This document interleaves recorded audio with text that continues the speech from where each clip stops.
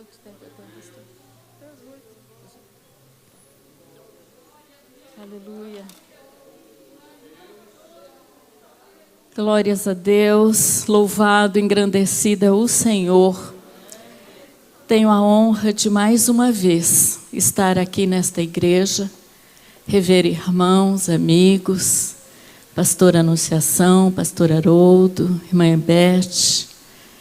E como disse o pastor Haroldo, somos amiga da igreja e tenho essa igreja como minha parceira de jornada, de ministério. Amamos o mesmo Deus e vamos para o mesmo lugar.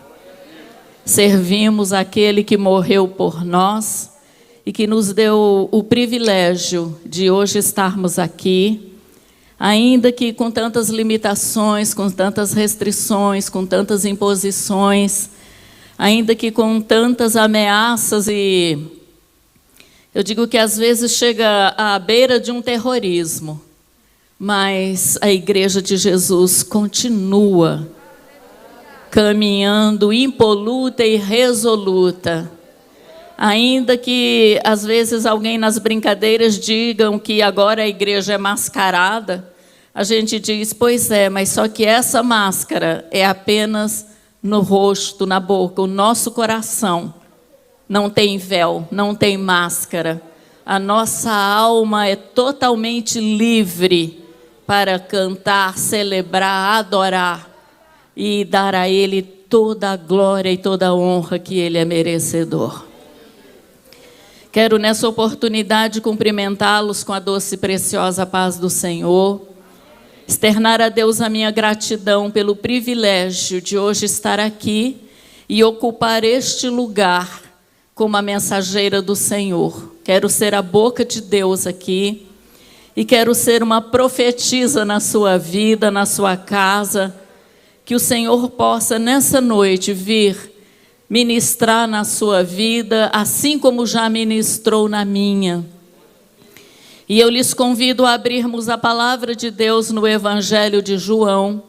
E hoje, desde que eu cheguei, já cheguei um pouco atrasada e peço desculpas e perdão à igreja por isso, mas assim que entrei, já senti aquela glória que enche o templo, aquela brisa doce do Espírito Santo, que nos faz nos sentir não apenas vivas, mas em comunhão com o sagrado, com o santo, em plena, eu digo assim, gosto de usar esse termo, em pleno relacionamento com o Pai e com o Espírito Santo.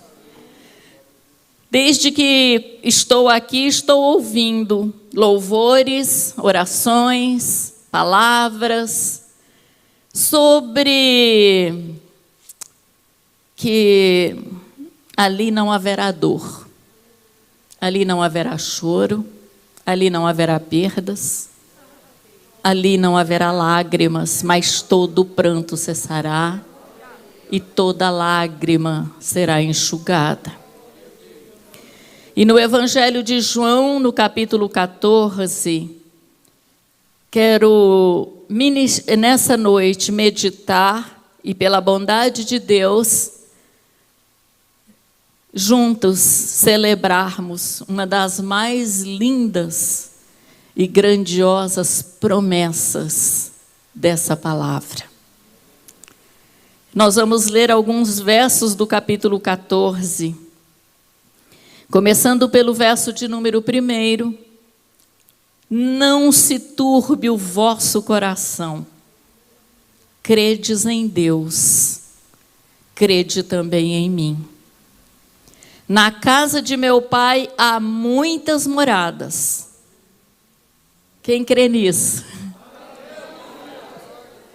Rei Machuriamanas. Rei me coma, shei me coma, lamachomecaias. Rime andaraias. Se não fosse assim, eu vou-lhe teria dito, pois vou preparar-vos lugar. E se eu for e vos preparar lugar, virei outra vez Eite clamas. E vos levarei para mim mesmo, para que onde eu estiver, estejam vós também. Agora o verso de número 16.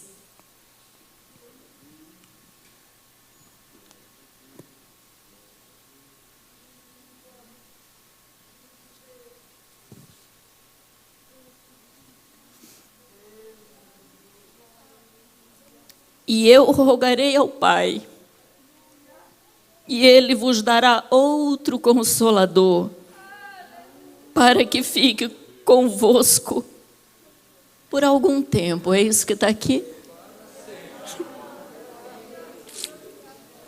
Para sempre.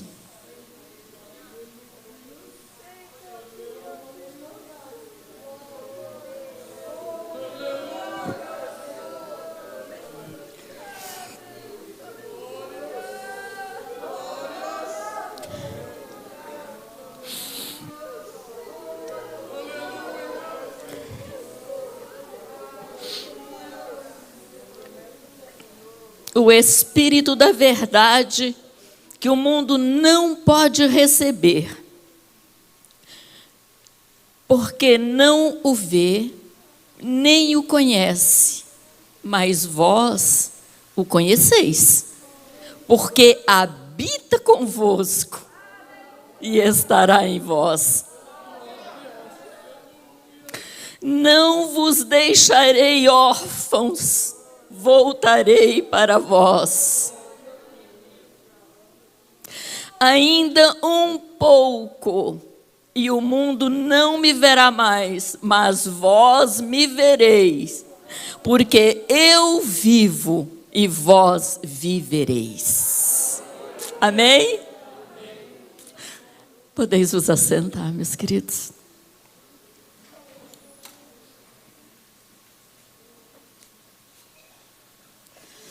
Amada igreja, quando comecei a meditar sobre esse texto, há alguns dias passados, e buscando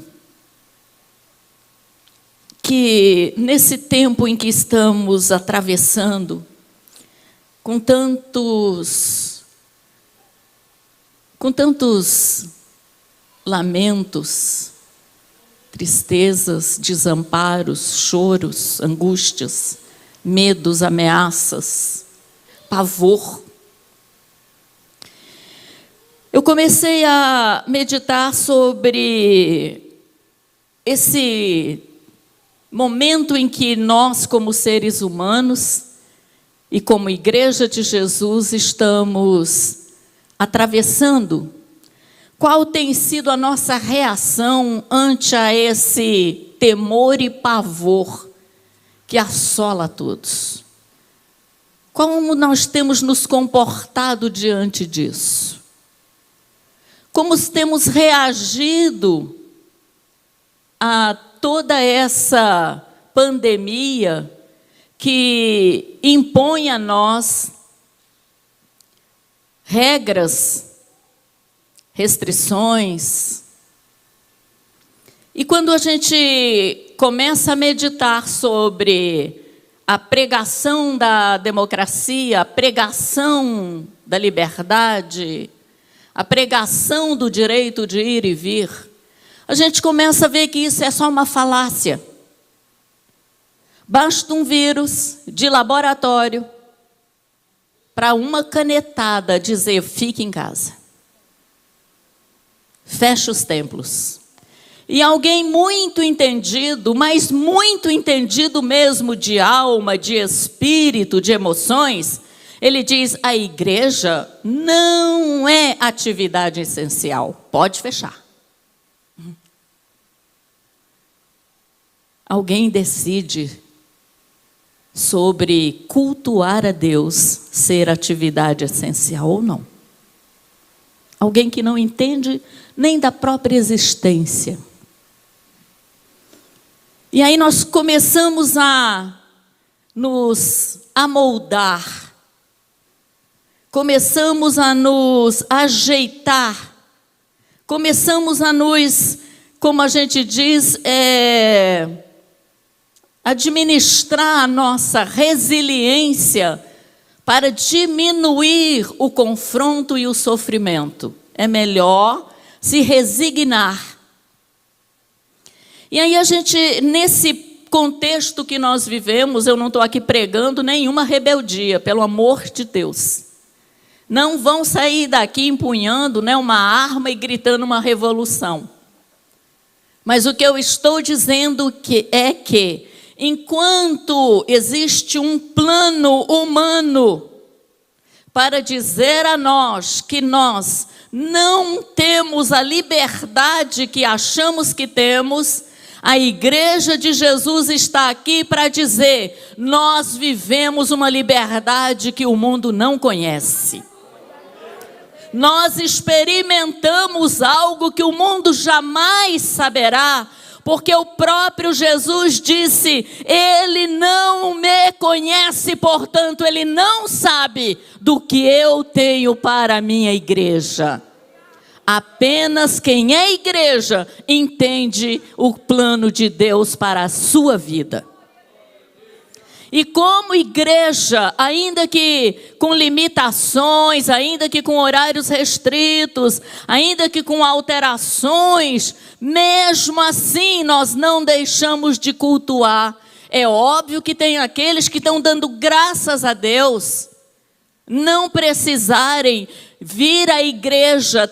Eu já me deparei com muita gente que diz: irmã, olha, a igreja mais uma vez está provado que não é necessário ter uma igreja, porque hoje as redes sociais, a mídia, a internet, ela proporciona um culto na minha casa, eu de pijama, de pantufa, comendo pipoca e deitado no sofá.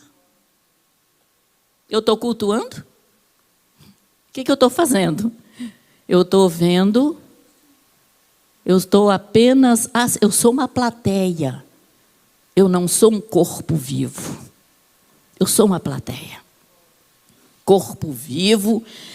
Ah, mas não é necessário igreja? Não? Pois olha, o número de desigrejados cresce. E agora essa é mais uma oportunidade que o inimigo está tendo para aumentar os simpatizantes dos desigrejados. E isso nos leva a refletir sobre uma época que aconteceu uma situação bem parecida com essa nossa, quando Senaqueribe, aquele rei perverso, que amedrontava a todos pela sua violência, crueldade, homem sem misericórdia, homem ganancioso pelo poder, homem doente pela vaidade de dizer que ele conseguiu mais uma nação para aumentar o seu território de reino. Quando Senaqueribe manda uma carta para Judá, a menor tribo, a menor nação que era Jerusalém e Judá, manda uma carta para Judá e diz assim: olha, eu já venci 46 nações, elas nem se atreveram a lutar comigo, porque elas conhecem o meu poder, conhecem a minha força, conhecem o meu exército e sabem que tudo que eu quero eu conquisto. Judá, a menor tribo de todos os tempos, simplesmente olha para o mensageiro e diz: não entrego a coroa de Judá.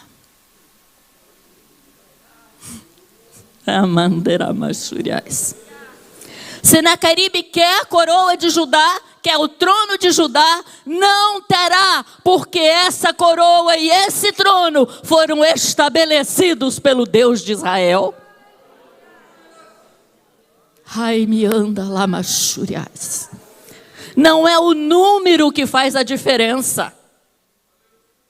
é quem está convicto de que o Deus de Israel foi quem colocou a coroa, foi Ele quem deu voz, foi Ele quem trouxe a liberdade, foi Ele quem conquistou a salvação e foi Ele que disse: está consumado. Quando olhamos para esse relato, Senaqueribe começa ameaçando Judá e dizendo a ele assim: olha a estratégia do inimigo, ela não mudou, eu vou dizer, é uma outra, digamos, é um outro foco, mas ele continua usando da mesma estratégia. Ele chega para Judá querendo intimidar Judá.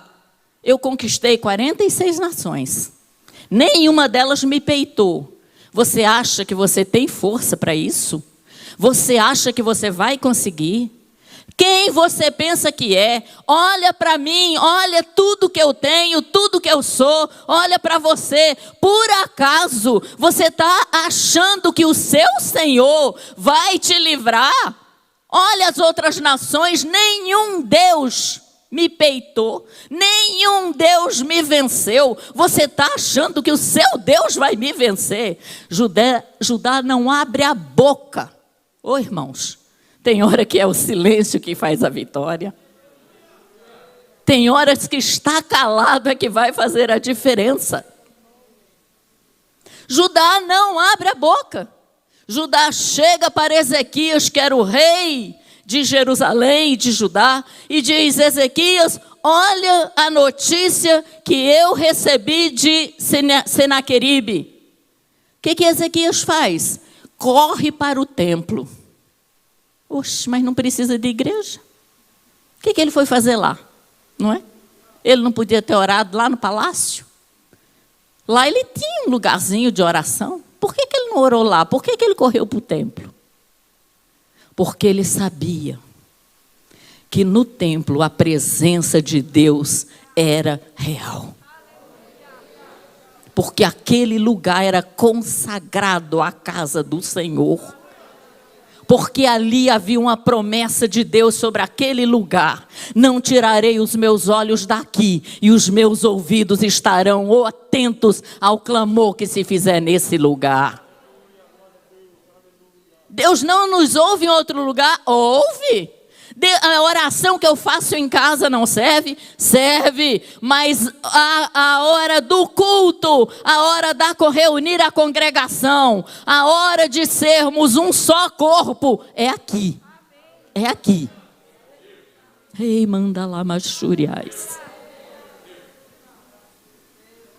Quando Ezequias reúne o povo lá no templo, e ele diz: olha a cartinha que Senaqueribe mandou.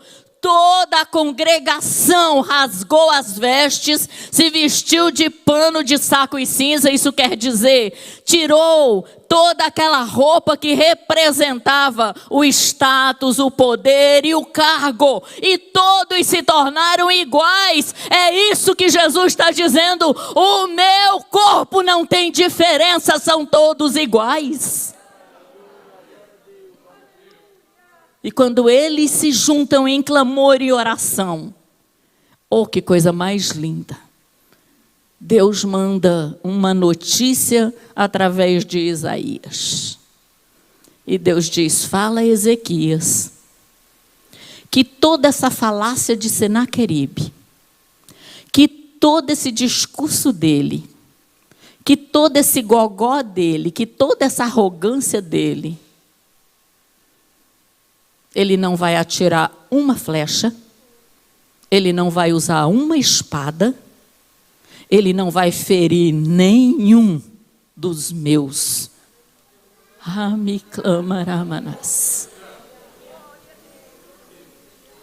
O Deus que trabalha por nós.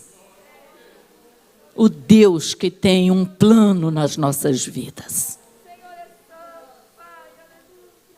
E Senaqueribe escreveu nas crônicas dele que ele tinha aprisionado Ezequias como um pássaro numa gaiola. Que ele via Ezequias se debatendo, e dependendo dele, quando ele percebe que Ezequias estava no templo orando, ele mudou a estratégia. Sabe o que ele fez? Ele foi lá, mandou o mensageiro dele e disse assim: olha, vocês não confiem em Ezequias. Ele não tem todo esse trânsito com Deus de Israel, não. Ele não é tão chegado. Ele não é tão íntimo. Venham, passem para o meu lado.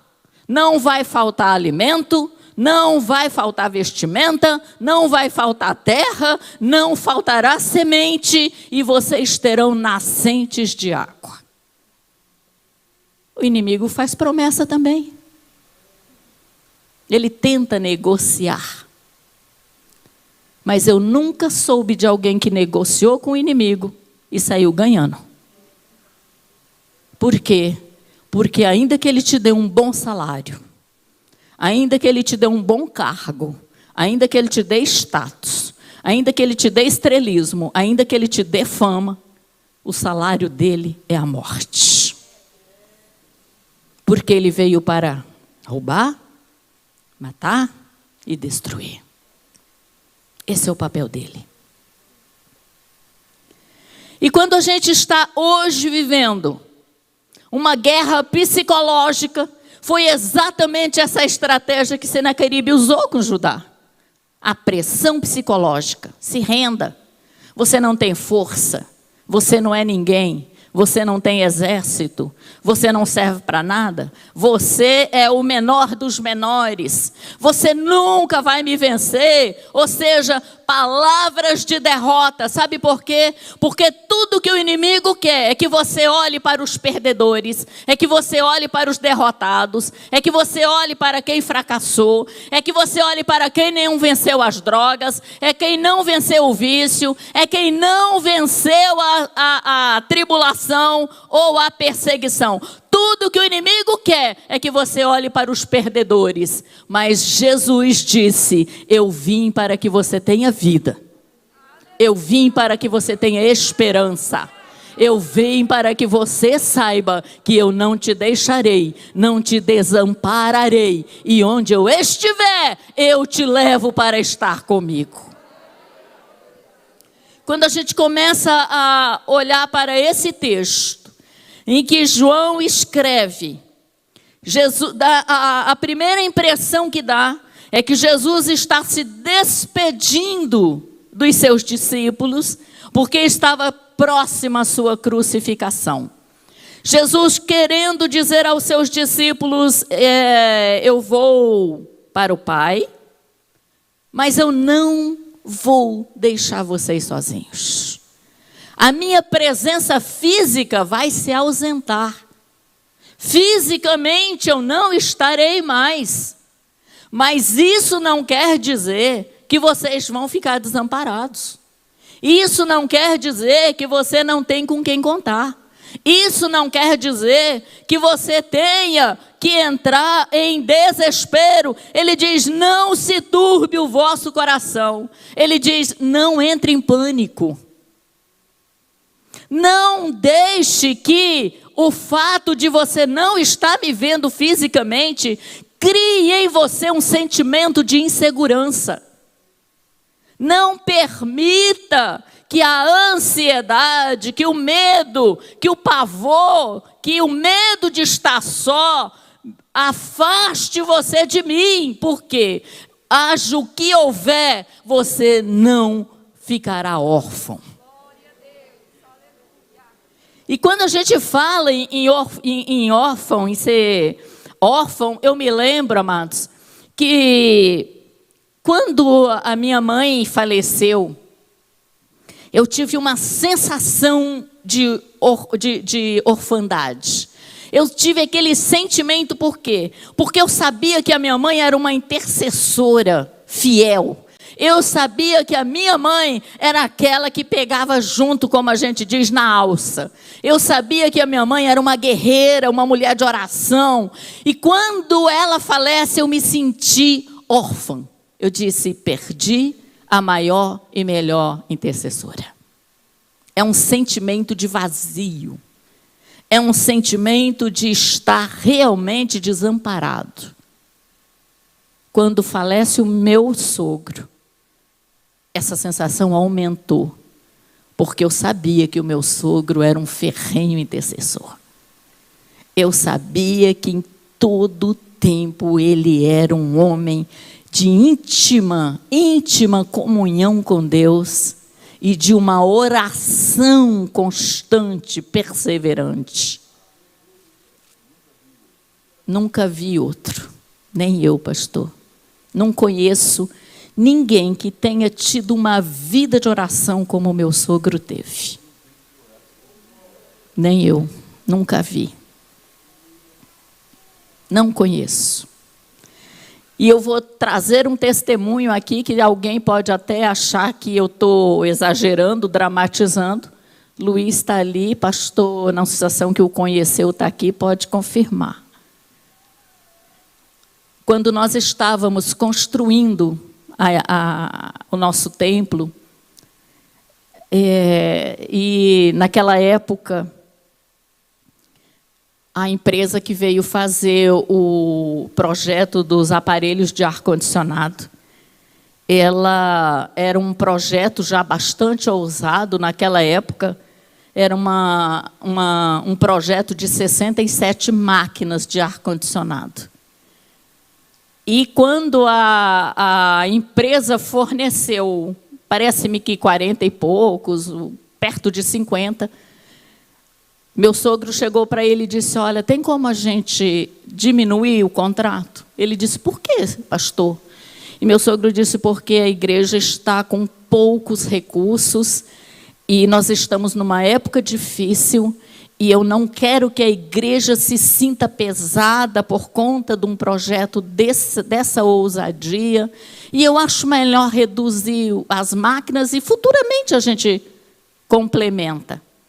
E eu estava junto no gabinete, meu sogro me chamou ali para poder estar junto na negociação. E o pastor Moisés, e tinham mais outros pastores. E aquele senhor disse, pastor Ivo, se a empresa não confiar no Senhor, não vai confiar em mais ninguém. Nós vamos cumprir com o projeto e o Senhor vai pagar quando puder e do jeito que puder. E ela fez o projeto.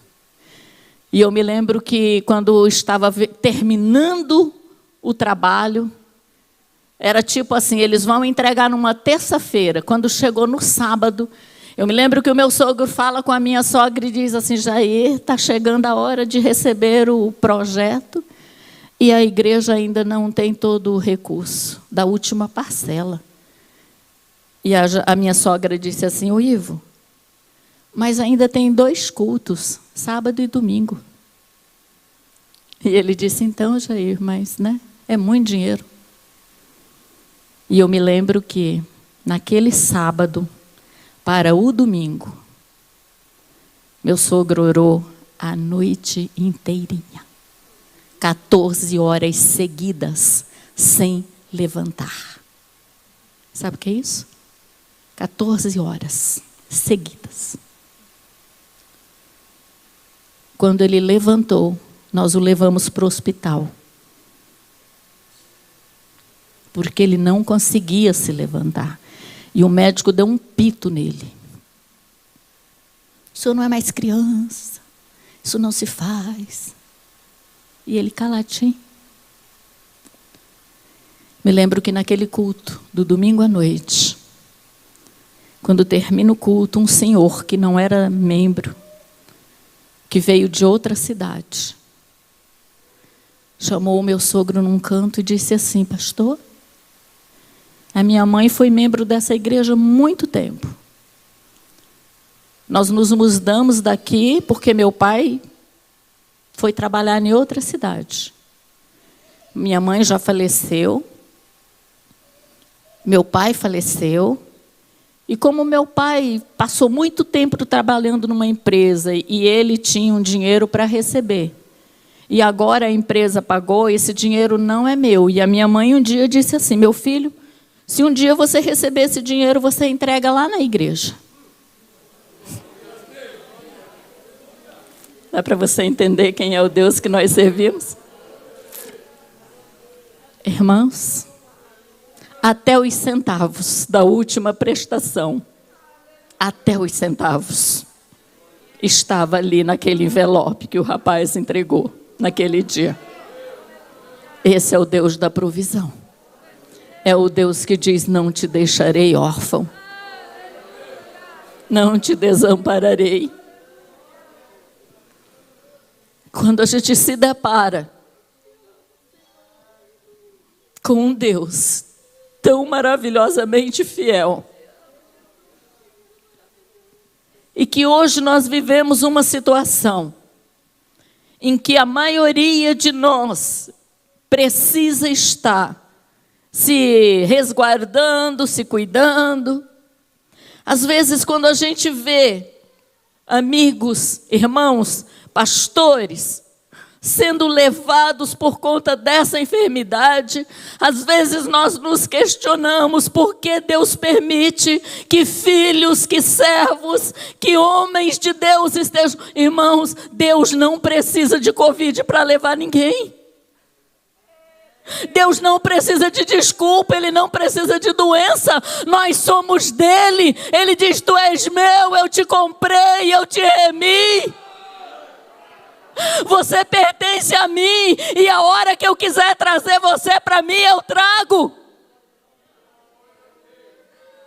Ei, bandeira machuri clamanaias. É óbvio que como ser humano nós sofremos e nos abatemos, mas não podemos nos entristecer, porque aqueles que pertencem a Ele estão vencendo o último inimigo. E nunca mais haverá para eles nenhuma ameaça. Ei, marachuri clamaraias. E nós nunca, eu digo sempre, eu nunca perdi. Eu me lembro que quando meu esposo faleceu, alguém chegou e disse: oi, irmã Genilda, que triste, a senhora perdeu o seu marido. Eu disse: eu não perdi ele, não. Quem falou que eu perdi? Eu sei onde ele está. Perdido é onde você não sabe onde está. Eu sei, ele está com Cristo na eternidade. E eu o verei e celebraremos a vitória, a esperança. Nós não perdemos, nós só ganhamos. A igreja de Cristo, ela é vencedora em todo tempo, em toda situação. Em qualquer época nós somos mais que vencedores. Nenhum de nós quer se separar de quem amamos. Nenhum de nós quer estar longe de quem ama. Mas a palavra de Deus, ela é tão linda, que Ele diz: aquele que é meu, eu tenho prazer em trazê-lo para mim. A alegria do Senhor é a nossa força. Se Ele está feliz porque Ele levou amados para lá, oh amado, isso me dá força em pensar que eu também vou estar lá, que eu também vou me encontrar na eternidade. Quando a gente olha para essa palavra, Jesus consolando, confortando os discípulos, dizendo a eles que não era necessário aquele coração estar tão temeroso, tão ansioso, porque Ele enviaria, Ele disse: eu rogarei ao Pai. Esse rogo aqui, esse termo, eu rogarei, ele tem a mesma raiz e a mesma base do texto de Romanos 12, quando Paulo diz assim: rogo-vos, irmãos, pela compaixão de Deus. É algo que sai da entranha. É algo que sai, como a gente diz assim, olha, é como se tivesse assim nas tripas e alguém puxasse das tripas. Literalmente é algo assim. Quando Jesus disse, eu rogarei, Jesus está dizendo assim, olha, minhas tripas estão se contorcendo, mas eu vou, porque eu preciso cumprir uma missão. Eu vou. Tem algo maior do que estar aqui. Tem algo mais sublime do que estar aqui. E eu vou. Mas eu virei outra vez. Ai, declama Ramanais. Eu virei outra vez. Ele diz, eu rogarei ao Pai, e Ele vos enviará outro Consolador. E quando ele diz outro, ele está dizendo um igualzinho a mim.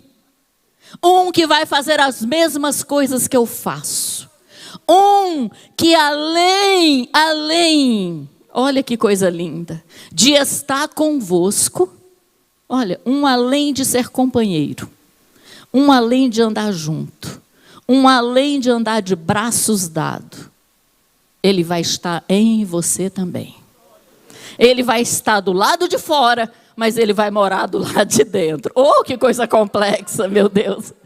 Ai, me anda, Laias. Ele vai morar dentro de você, mas ele vai andar do lado de fora. Oh, que coisa mais linda. E para sempre, ele será o Consolador. Para sempre, ele será o advogado. Para sempre, Ele será o divino companheiro. Para sempre, Ele será o conselheiro. Para sempre, Ele será aquele que convence do pecado, da justiça e do juízo. Para sempre. Tem um livro de João Bevere, que uma das frases dele, até uma vez eu escrevi um texto para a faculdade, que me chamou bastante atenção. João Bevere, ele escreve em um dos seus livros, quando ele fala sobre a santidade da terceira pessoa, a importância da terceira pessoa, ele diz que nós, os crentes, nós adoramos a Deus, tributamos a Ele toda a honra e toda a glória, exaltamos a Jesus como Salvador e como Senhor, mas ignoramos o Espírito Santo. E ele disse que a arma mais poderosa que o inimigo tem usado contra a igreja de Jesus é o descaso que se é dado à terceira pessoa. Ele diz, você pode ver, todo mundo canta, adora e celebra a Deus e a Jesus. E o Espírito Santo está na periferia dos corações. Exatamente. Está ali, olha, eu sei que Ele está lá. Eu sei que Ele existe. Mas eu não dou a Ele a oportunidade de me tornar o templo dEle. Peite camas turiclamanas. Porque Ele veio para me tornar um santuário de Deus. Ei, mandaramachurias. E para vencer a adversidade, é necessário que sejamos esse santuário. E ele diz muito claramente que uma grande porta, uma fresta, uma brecha, que nós, os cristãos, costumamos deixar uma escancarada, é frequentar a igreja. São só frequentadores. Não, eu já fui no culto de domingo. Ah, mas eu só vou porque o coral vai cantar. Ah, mas se a orquestra não fosse tocar. Mas se aquele maestro não fosse tão chato. Mas se aquela irmã não fosse tão ranzinza. Ah, esse é o frequentador. João Bevere diz que o membro do corpo de Cristo é aquele que age como o salmista Davi. Quisera eu estar na porta do templo do que em qualquer outra parte meu. Ei, Massuriás, eu me contento estar na porta do que estar em qualquer outro lugar. Eu não preciso estar no coral, nem na banda, nem no púlpito. Eu não. Ele dizia, eu só preciso estar na porta do templo. Ei, manda lá, machuri, clamanais. Esse lugar é tão lindo e tão especial, que só a porta já enche a alma de alegria e regozijo. Mendecama, suriclamaramanaias. O Espírito Santo, Jesus disse que ele enviaria esse Consolador, o Evangelho de João. João mesmo, na primeira carta dele, ele diz que, e há escritores que dizem que João, quando ele escreve, quando ele tem a revelação ali de Apocalipse, que ele já está escrevendo as epístolas, ele já está idoso, velhinho, já está assim bastante, como a gente diz assim, olha, amadurecido, compreensivo, tolerante, paciente. E aí há quem diga que João ele se torna muito mais doce, muito mais flexível nas suas palavras, muito mais, digamos, meloso, porque ele já tinha passado por muitas provas, tantas provas, que ele tem toda uma revelação da Nova Jerusalém, porque quando ele está na ilha de Pátimos, e lá a gente fica pensando, por que um homem com o conhecimento de João, com a experiência de João, foi lá para uma ilha de cobras, de serpentes, e escorpiões, e aranhas e tudo. Por que ele foi para lá ficar sozinho lá? Ele, com esse conhecimento dele, ele não era útil mais pregando o evangelho em toda a esquina? Com certeza, Deus tinha um plano diferente para João. Era tão especial o que Deus tinha para João, que quando ele revela a ele o mistério lá em Apocalipse da Nova Jerusalém, é que ele foi entender que se ele tivesse nas esquinas pregando o evangelho, ele não teria tido tempo para ficar só com Deus e experimentar o Deus que supre a solidão. O Deus que cobre a vergonha. O Deus que anula, uia, que coisa mais linda, o sentimento de rejeição. O Deus que supre o sentimento da inutilidade. Ah, mas eu me daria bem, mas eu me daria muito bem regendo coral. E Deus diz, não, quem falou isso? Eu preciso de você lá naquele cantinho, naquele torrão. Lá. É Ele, porque o plano é dele. Porque a igreja é dele. Porque nós somos dele.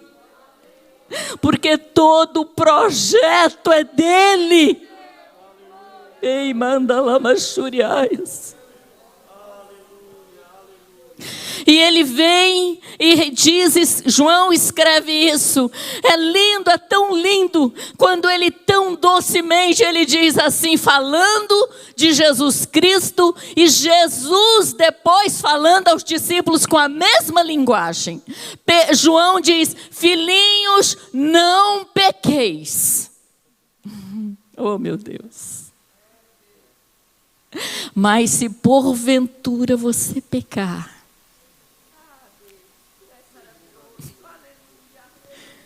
porventura você pecar, não corra de mim.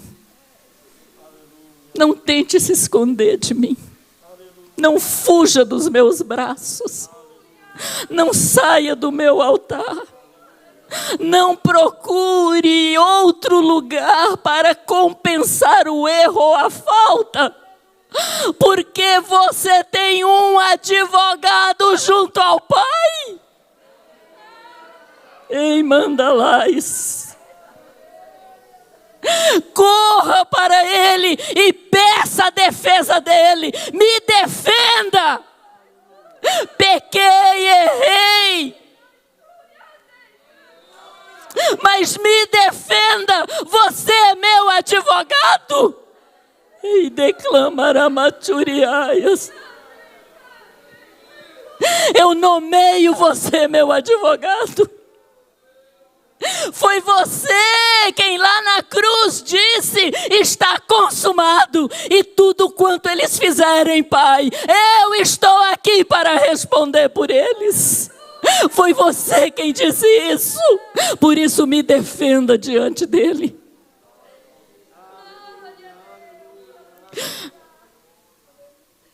Não pequeis. E aí Jesus vem e diz aos discípulos: eu vou para o Pai, mas eu enviarei outro advogado. Uia! Eu enviarei outro advogado. Aquele que vai te defender. Aquele que vai te proteger. Aquele que quando você gemer. Aquele que quando você apenas chorar. Aquele que quando você apenas botar a cara no pó. Aquele que quando você apenas se rasgar. Ele vai chegar diante do Pai com gemidos inexprimíveis. E vai interceder por você. É Ele quem vai fazer agora a ponte. É Ele quem vai dizer: Pai, ele está gemendo. Pai, ele está com tanta dor. Ele está sofrendo tanto. Pai, olha para ele. Estende a tua mão em favor dele. Ei, clamandaramachuriais. Passamos por momentos difíceis, mas nós temos um advogado. Nós temos um intercessor. Nós temos alguém que nos defende, alguém que nos protege, alguém que chega diante do Pai com gemidos inexprimíveis. Alguém que cura as nossas feridas. Alguém que nos cobre de azeite. Ei, clamandaramachuri clamanaias. Ai, mioma churi clamanaias.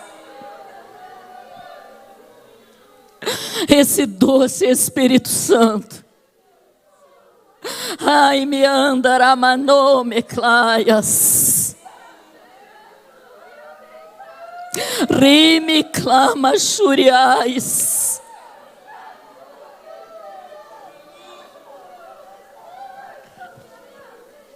Ai, me onde flome chomecaias. Ele não é uma influência, amados. Ele não é uma força. Ele não é uma abstração teológica. Ele é a terceira pessoa da Trindade. Ele é santo. Ei, manderamanaias. E ele está aqui. A sua presença é real. O seu perfume é doce, é agradável. Porque ele diz que o bom perfume de Cristo exala da igreja. E é o Espírito Santo que tem esse atributo. Ainderoma chei me ande clamanaias. Ei, me camas turiclaias. Quando nós olhamos para a grandeza dessa promessa, o Espírito Santo, ele veio para a igreja, ele veio para todos, mas nem todos o querem. Nem todos o querem, nem todos o recebem, porque a partir do momento que eu der liberdade ao Espírito Santo, a minha vida vai mudar. As minhas atitudes vão mudar, meu comportamento vai mudar, meu vocabulário vai mudar, os lugares que eu frequento vai mudar, a maneira que eu me visto vai mudar, a maneira como me comporto na escola vai mudar, a maneira como eu acho no trabalho vai mudar. Porque o Espírito Santo veio para transformar de glória em glória até a vitória final. Ei, manda lá, machei, me anda e comanaias. Homens que andaram com Jesus precisavam do Espírito Santo. Quando eu olho, amados, para os relatos de Paulo, Paulo foi um homem que não teve o privilégio de andar com Jesus fisicamente. Depois que Jesus já é crucificado, é que Paulo tem aquele encontro, quando alguns dizem que ele caiu do cavalo. Não caiu só do cavalo, né? Caiu do pedestal que ele se sustentava. Caiu do andar de cima, como alguns dizem, né? E veio para um plano mortal, terrestre, natural. Paulo foi um homem que, se nós olharmos para o histórico dele, nós vamos imaginar se existiu outro apóstolo tão especial, com tanta intimidade, com tantos privilégios e com tantas experiências. Mas a gente começa a olhar, amados, que Paulo era um homem que ele tinha tanto envolvimento, que quando ele escreve aquela carta aos romanos, e ele começa a mostrar aos romanos, a igreja de Roma, o caminho que ela estava percorrendo, ele diz assim: olha, você está deixando a sã doutrina para caminhar por um caminho muito perigoso. E a igreja de Roma, toda orgulhosa, porque era uma igreja rica, famosa, cheia de doutores, filósofos, digamos, homens que entendiam a lei, eram, digamos assim, era o suprassumo da época. Paulo olha para aquela igreja e diz: a tua decadência está tão perto. E ela diz: como assim? Olha a nossa riqueza, olha a nossa estrutura. E Paulo diz a ele assim: enquanto você se fiar no padrão econômico de quem faz parte da igreja, você nunca descobrirá a riqueza da eternidade, da glória do Pai. Paulo dizia: tem algo tão mais valioso do que o status, do que a riqueza, do que o trânsito político, do que a influência econômica. Paulo dizia: tem uma riqueza que você ainda não descobriu, igreja, que é os dons do Espírito Santo. Você só será de fato rico quando o Espírito Santo habitar em você e ele direcionar a sua vida e conduzir os seus passos. Aí você vai poder dizer que você é rico. Porque a riqueza que vem de Deus, a riqueza que vem do Espírito Santo, dos dons do Espírito Santo, é algo que não é conquistado pelo esforço humano. É algo que não depende do quanto eu tenho de cultura, nem das escolas que eu frequentei, nem dos diplomas que eu coleciono. A palavra, Paulo diz isso muito lindamente. Paulo diz: eu, cidadão romano, judeu, cresci aos pés de Gamaliel. Homens que tinham uma carta para matar, prender, destruir, fazer o que eu quisesse. Homem que gozava de prestígio numa corte. Paulo diz, mas isso tudo não passava de trapos de imundície. Quanta gente trocando os dons do Espírito Santo pelos trapos de imundície. Laodiceia. Quantos negociando o Espírito Santo por um cargo político,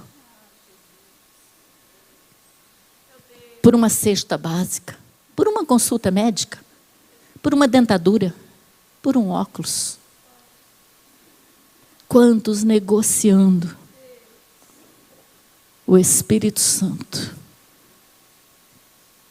por uma foto com alguém que acha que vai abrir portas. Mas se tem uma porta que quando será aberta ninguém fecha.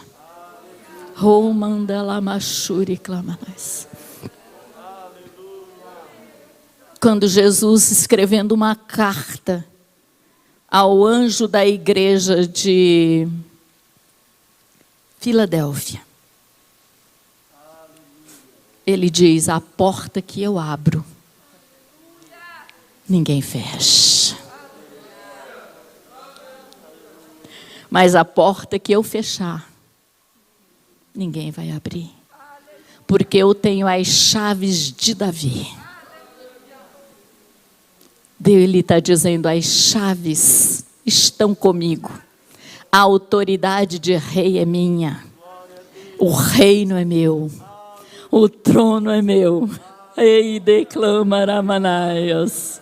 E a porta que eu abri, ninguém vai fechar. E ele diz, pus uma porta aberta diante de ti.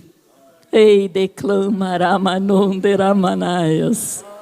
E quando entramos por essa porta, nós experimentamos o que Jesus falou aos discípulos. Tende paz. Não precisa morrer de angústia, não precisa sofrer de tamanha ansiedade.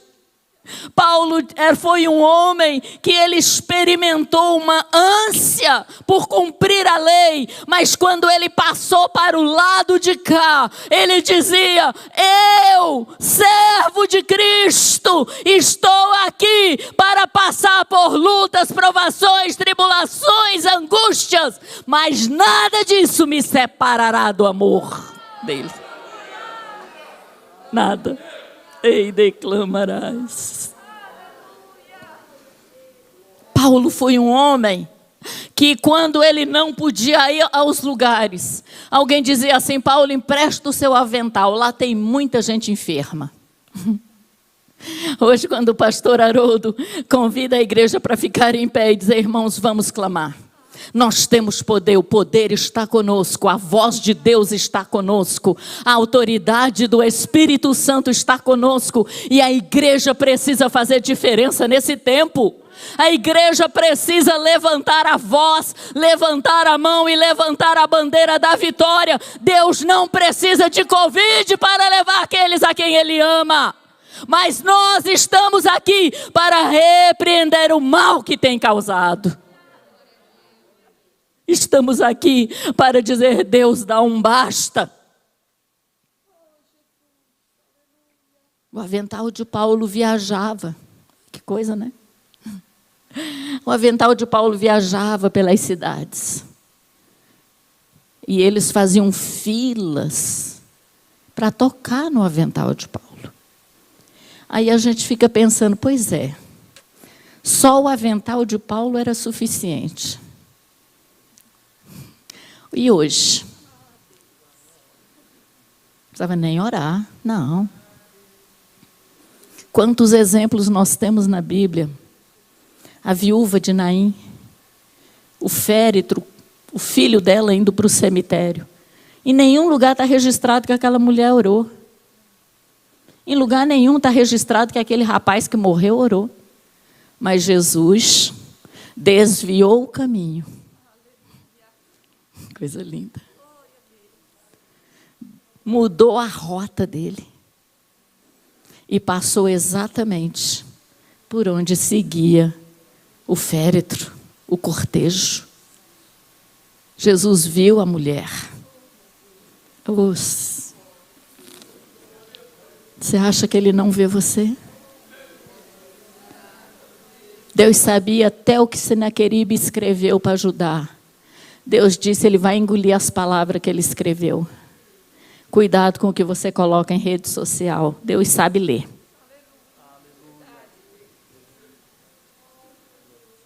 Ele sabe. Até escreveu. E aí a gente começa a imaginar que quando estamos sozinhos, sem ninguém ver, não se iluda. Os olhos dele são como chama de fogo. E ele vê todas as coisas. E ele sabe todas as coisas. E ele conhece o nosso nome. E ele sabe o nosso endereço. E a gente começa entendendo, amados, que quando ele diz, não vos deixarei órfão, enviarei outro consolador, ele está dizendo, você nunca mais ficará sozinho. Em nenhum momento você estará só.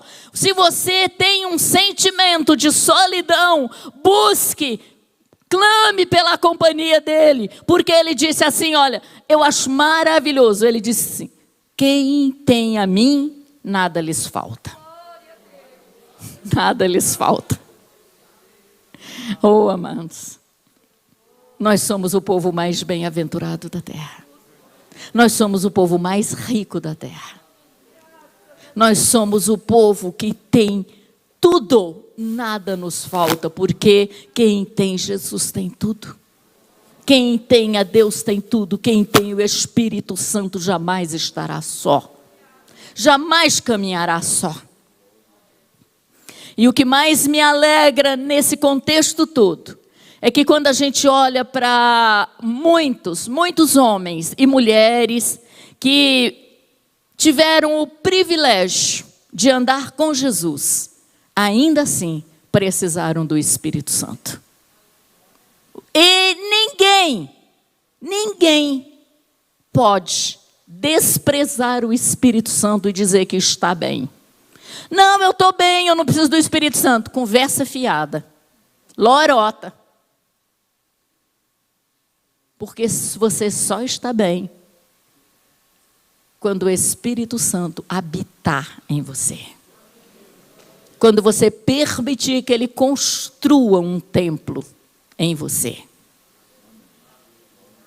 Vamos ficar em pé, meus queridos.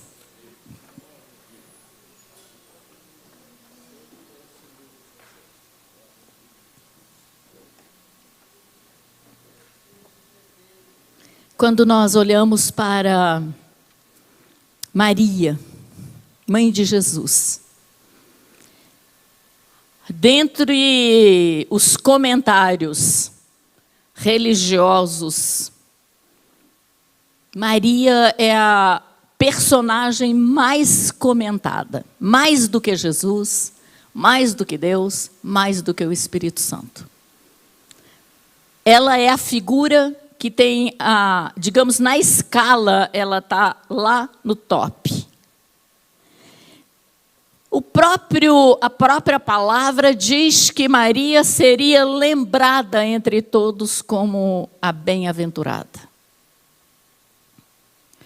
E quando a gente olha para a escolha de Deus em tornar Maria a mãe de Jesus, e ela era ainda uma menina, uma mocinha de 16 anos, mais ou menos, casamento marcado. Ela já estava naquela casa, no esposário, aprendendo com as mulheres mais velhas, as mestras, como cuidar de marido, como cuidar de casa, como servir no templo, como se comportar como uma senhora. E Maria recebe uma visita de um anjo. E diz, Maria, olha, bem-aventurada, tu és agraciada mulher. E ela achou esquisito aquele cumprimento. E ela diz, o que isso quer dizer? E o anjo diz que você foi escolhida para ser a mãe de Jesus. Como assim? Eu estou de casamento marcado? Quer dizer que então que ele vai acabar com o meu sonho, meus convidados, presente, a festa, meus pais? Eu já estou aqui para aprender. Eu vou casar daqui 2 semanas. Então, Maria, mas Deus mudou os planos. Como assim? Como é que ele muda os planos sem me consultar? Né? Alguém aqui já consultou a Deus sobre promessas? Quando Deus faz uma promessa a nós, Ele primeiro perguntou se eu queria a promessa? Ele perguntou para você, Haroldo? Perguntou, Beth? Perguntou, pastor? Não? Tem alguém aqui que Deus já foi consultado por Deus? Você quer uma promessa? Ninguém? Pois é, ninguém. Maria também não foi. E aí a gente fica imaginando, será que Deus é um destruidor de sonhos? Será que Deus gosta de envergonhar a família? Será que Deus gosta de expor a reputação das pessoas? Porque quando a gente olha para o contexto de Maria, foi tudo isso que aconteceu com ela. Quando ela tem uma noção de sanidade ou de realidade, que passa aquele primeiro susto, ela diz, tá, eu não sou casada, eu não tenho marido, como vai ser isso? Aí entra o papel do Espírito Santo. Maria precisou do Espírito Santo para gerar o Filho de Deus. Mas nós queremos fazer as coisas sem o Espírito Santo. Porque, não, eu tenho tanta facilidade para interpretar. Não, eu fiz uma faculdade de letras, olha, eu interpreto o texto rapidinho. Só que quando se trata dessa palavra, só tem um intérprete. Que se chama Espírito Santo de Deus. Essa palavra, ela está aqui escrita, mas ela é revelada. E quando o anjo diz a Maria, não se preocupe, Maria, não temas, porque descerá sobre ti. Olha que coisa mais linda. Descerá sobre ti o Espírito Santo do Altíssimo, e a sombra dele te cobrirá. Ou seja, Maria, se eu estou te chamando, se eu estou te comissionando, se eu estou te tirando daquele contexto que você sonhou para trazer você para os meus planos, os meus sonhos, eu não vou deixar você correr nenhum perigo. Eu vou te esconder, eu vou te guardar, eu vou te proteger, eu vou te esconder, eu vou te conduzir por caminhos seguros, mas você, Maria, experimentará algo que ninguém jamais experimentou. Aleluia, glória a Deus, Pai. Ei, declamará mananda lamarraias. E é isso que Jesus diz aos discípulos. Virei outra vez e os levarei para mim mesmo, para que onde eu estiver, vós estejais também. E quando você tiver noção do que isso representa, nada disso aqui será ou terá um significado, porque aquilo que nos aguarda é tão maior, é tão sublime, é tão grandioso, que eu quero encerrar dizendo exatamente. E eu vou ler para não cometer nenhum erro aqui, amados. Isaías capítulo 37, o verso 36. Então saiu o anjo do Senhor e feriu no arraial dos assírios a 185.000 homens. E quando se levantaram pela manhã cedo, eis que tudo eram corpos mortos. Deus que trabalha no turno da noite. Deus que não dorme, Deus que enquanto nós dormimos, nós descansamos. Ezequias foi descansar. Ezequias, depois de orar, depois de falar com o povo, depois de clamar, depois de jejuar, sabe o que o inimigo tem feito? Colocado na mente de algumas pessoas. Quando você não era crente, você não passava essas tribulações. Quando você não era crente, lembra que o seu dinheiro dava para tudo que você queria? Foi você ficar crente e você viu como a coisa ficou difícil para você? Depois que você começou a ir naquela igreja, viu? Que os seus amigos se afastaram de você, sai de lá, rapaz, isso é atraso de vida. Depois que você resolveu andar com esses crentes, você viu que a sua vida virou dos avessos, larga disso, rapaz. Larga disso. É assim que o inimigo trabalha. Só que quando o inimigo tentou seduzir Judá, Deus disse a Ezequias: dorme. Vai dormir. Ei, me clama, Ramanás. Vá dormir. Não perca seu sono com aquilo que você não dá conta. Não perca a paz por conta de uma ameaça do inimigo que não é nada. Ele está exagerando no poder dele. Lembre-se que o papel dele é exagerar, é mentir, é enganar, é tentar fazer você desvanecer da fé, é fazer você desacreditar, é diminuir a Deus. Esse é o papel dele. Mas eu te digo, vá dormir, que amanhã cedo você vai ver quem é o Deus que você serve.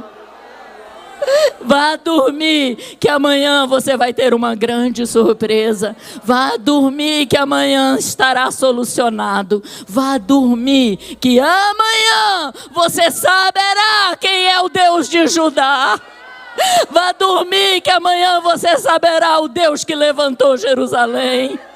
Amandalamachuri clamaramanaias, Rumi andarais. Descansa o seu coração. Não deixa a mídia tirar a sua paz. Não deixa as estatísticas roubar a sua esperança. Não deixa o inimigo trabalhar o sentimento de perda no seu coração. Não permita que o inimigo ameace a sua fé. Se não podemos frequentar o templo como gostaríamos, mas quando você tiver a oportunidade, venha.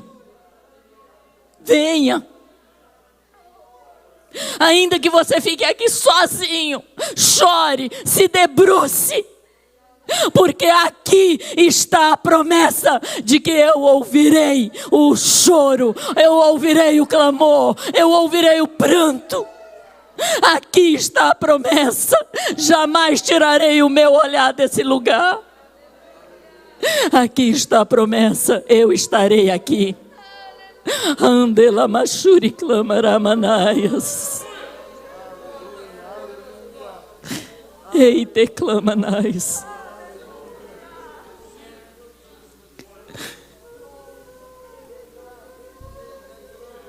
Não sei. Não sei.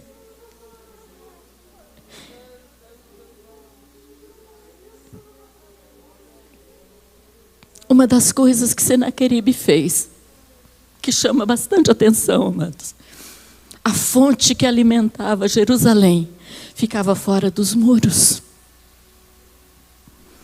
Senaqueribe, naquele dia que ele ora no templo, Deus deu a ele uma estratégia. Deus disse a ele: desvie a fonte para dentro do templo. Uia! Traga a fonte para dentro do templo. Amados, não fique de fora dos muros. Venha para dentro, a fonte está aqui. A fonte está aqui. Senaqueribe tampou a fonte lá de fora. Desviou. Ei, declama-nas. O fluxo de água potável cavou 537 metros numa rocha a 27 metros de profundidade. Mas trouxe a fonte de lá para cá. Vitória Vitória tem que ter luta, vitória tem trabalho, vitória tem disposição, vitória tem ousadia, vitória tem que ter iniciativa, vitória tem que ter trabalho. Não sai daqui. Olha que lindo, levante a sua mão. Meu peito dói, minha alma. Não fique de fora dos muros. Venha para dentro do templo. A fonte está aqui. A fonte das águas puras estão aqui. A fonte saradora está aqui. A fonte curadora está aqui. A fonte renovadora está aqui. A fonte da esperança está aqui. A fonte que nos dá vida está aqui. O Deus que trabalha no turno da noite está aqui. Vá dormir. Durma, descanse. Ele trabalha por você. Ele amanhã dá uma surpresa ao seu coração. A hora que o dia amanhecer, terá surpresas ao seu coração. Ele é o Deus que trabalha durante a noite. Ele não dorme. Ele é o Deus que não dorme.